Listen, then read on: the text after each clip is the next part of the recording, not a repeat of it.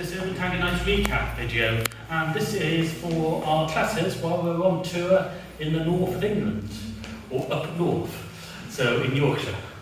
What?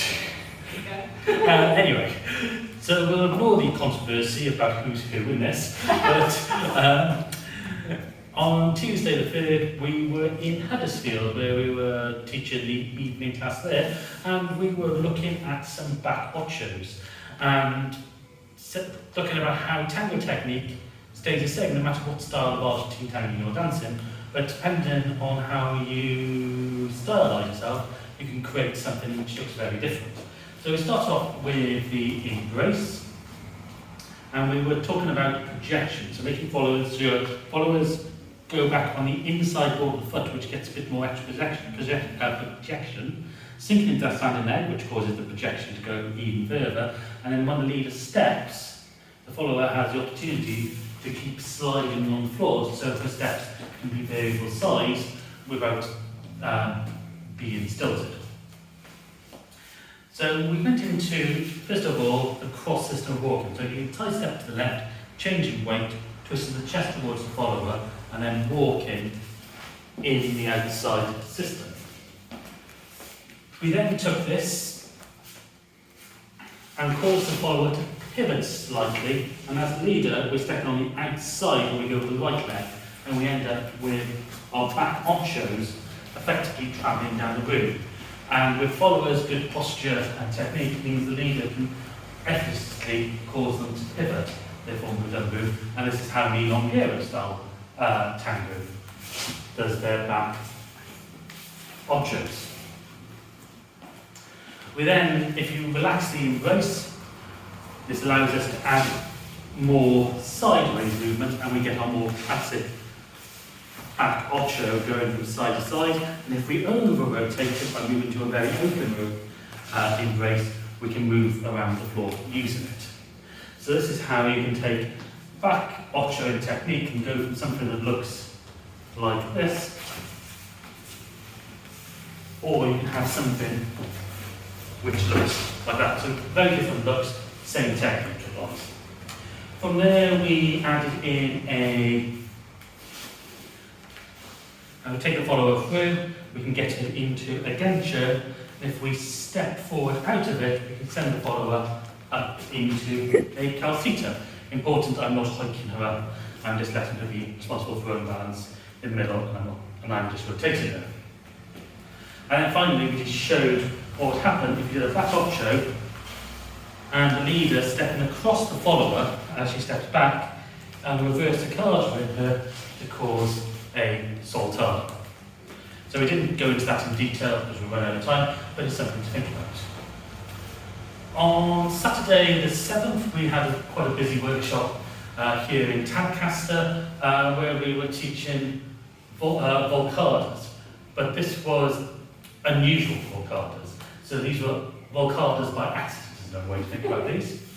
So we started off actually with some bicicletas. So opening embrace, or practicing embrace, we started off with this little back bolero, just so the follower leader could get in for a sandwich, and then we could pick up this foot and move it. So we moved it first into a front cross, twisting the chest to cause the follower to pivot on it, and picking up the second foot, and then we put that down into almost a forward cross. I can step back, and we can repeat this pattern. So this was a pure exercise used for if we were in a close embrace, pivoting the follower back, my leg can go in deeper, which means that when my follower comes through, her leg actually wraps on mine. If I can lift mine up, I can now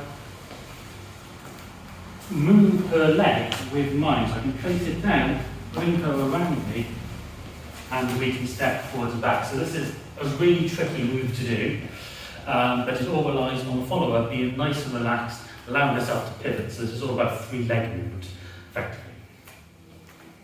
Then we brought in a second type of volcada, which was from the forward ocho, stepping through into Americana, so right foot to right foot, getting the block and bringing her around. So she's leaning on me at this point, so this is the volcada, because volcada can mean to tilt.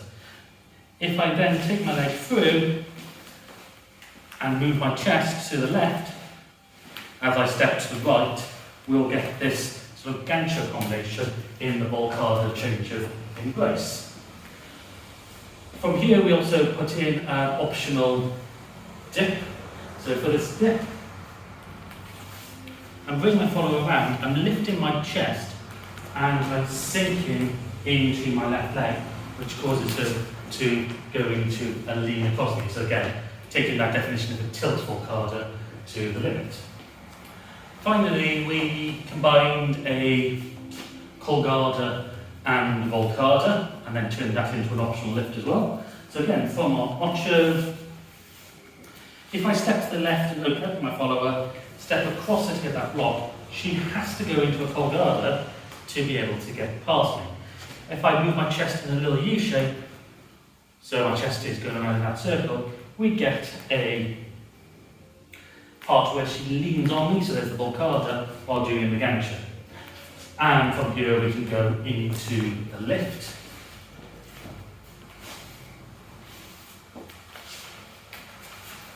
So normally the idea is to do one of these first, make sure that the embrace is nice and low, taking her over and back up. So I'm not actually lifting my follower, I'm just twisting, and she's moving her leg and taking the weight through us. Then finally today, which is the 8th, we did Tango Paso fusion. So we know the traditionalists amongst tango dancers will absolutely hate the concept of this because we're fusioning dances together. Ignore the fact that tango is actually a fusion dance. But all we're particularly looking at is musicality. So if you notice, we tell people that music, and prove to people that musicality cannot be taught. But when we change the music that we dance to, our musicality, if we have any, will change. So with Paso, it's more aggressive, it's more assertive. So we're trying to take that sort of styling and apply it to our tango. So we taught a few Paso Doble moves. So we taught the appel, which is a stamp through the heel, making ourselves big with arm movements, or for the followers doing wrist rolls from flamenco. We did some walks, so an appel, 3 steps forward, an appel and 3 steps back. We did some work on connection, so many tango dancers are mistakenly think that tango is to do with contact. It's not. Connection is just how you communicate back and forth. And we can do this visually. So I can lead her with my chest through Ochos. But she can Paso Doble fusion it by stepping and tapping to the side. Because she's not going to throw me off balance, because we have no physical contact, means that she has more time to do more elaborate decorations than she would do if we were in a tango hold. And again, we were working on leaders being that confident, getting those big steps, exaggeration, and having that freedom to express. So we did see who likes to go outside their comfort zone and who prefers to keep within themselves. We looked then at taking a Paso move and modifying it for tango. So we took a chassis cape.